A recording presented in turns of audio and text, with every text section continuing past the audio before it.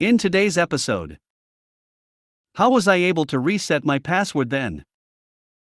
All my changes are gone. I'm going to cry. Check the paper in the tray.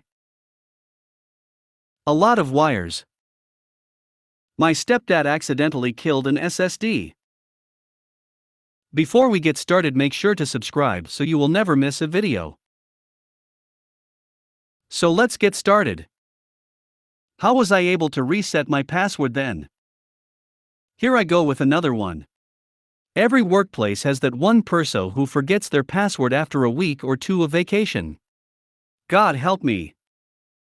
I get a Teams message from a user stating that she is not able to log in. Here I am assuming VPN, so I figured, okay, I can reset her AD password and she can get into VPN and cache it to the laptop later. No. She forgot her password to log into her work laptop.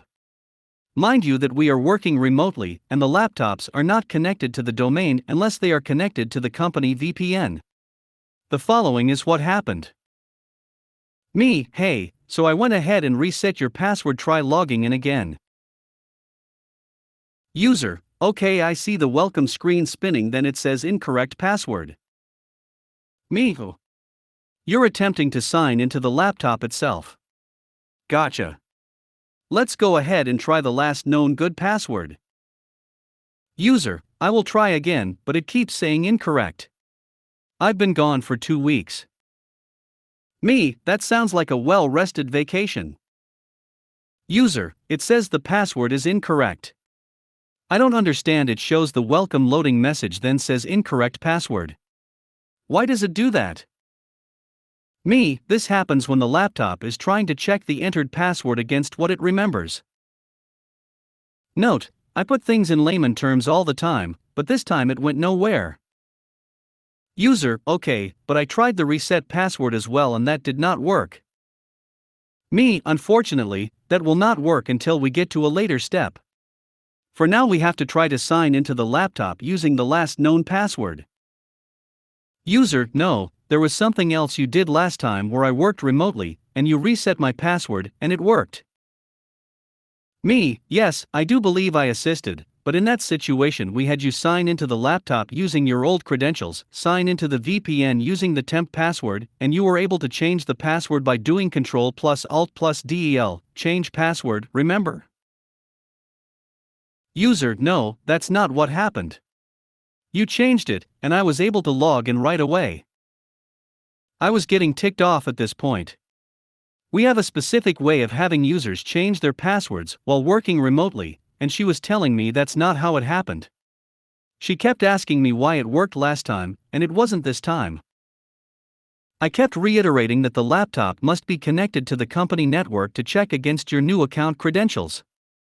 She wasn't having it, so I offered a solution until she could come into the office to have her log into the laptop while connected to the company's network. I can't stand when people can't take accountability. You tell me you went on vacation for a week last time and it happened then, you forgot. Now you take a 2-week vacation and forget your password again. I'm trying to help, but you're telling me that I did something differently when I am telling you that entering your cached password is step 1 is very frustrating. All my changes are gone. I'm going to cry. I work for a small organization at the help desk. I just received a call. I kid you not, just a few minutes ago, about the changes made to a file not being saved. I asked the user if they usually use the Ctrl+S key command or click the floppy disk icon in Excel. They said they don't remember because the file would always autosave. This got me thinking that they may be using OneDrive to save the file, and I know the O365 apps can autosave to a designated location on OneDrive in real time. That wasn't the case at all, and the user was saving to a network folder, which shows it had not been modified since yesterday.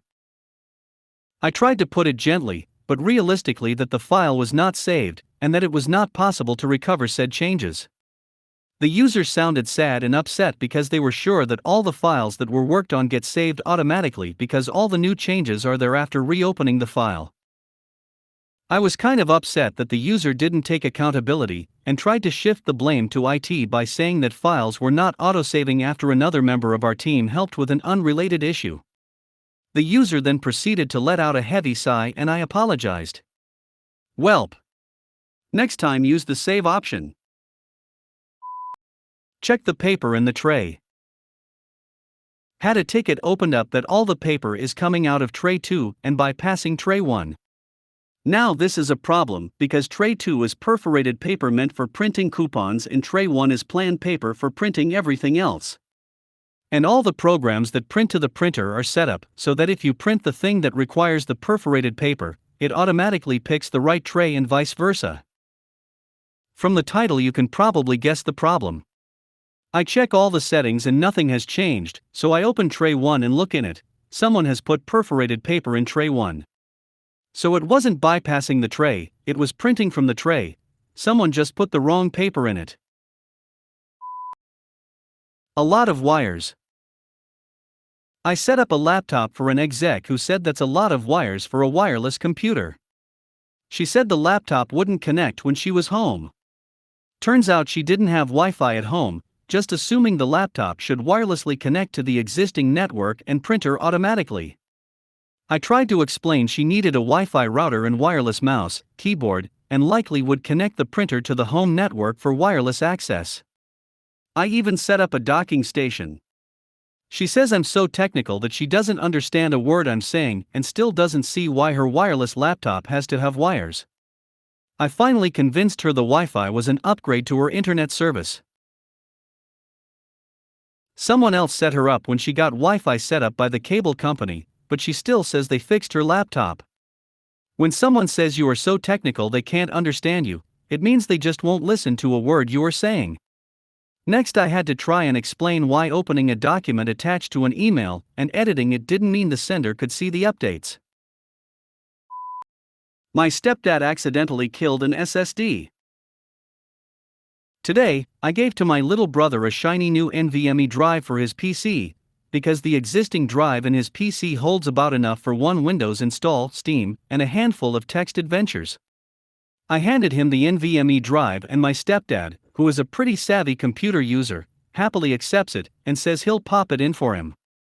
Crucially, he seems a little confused about the form factor, but I assure him there should be a slot for it, and that it's an easy process.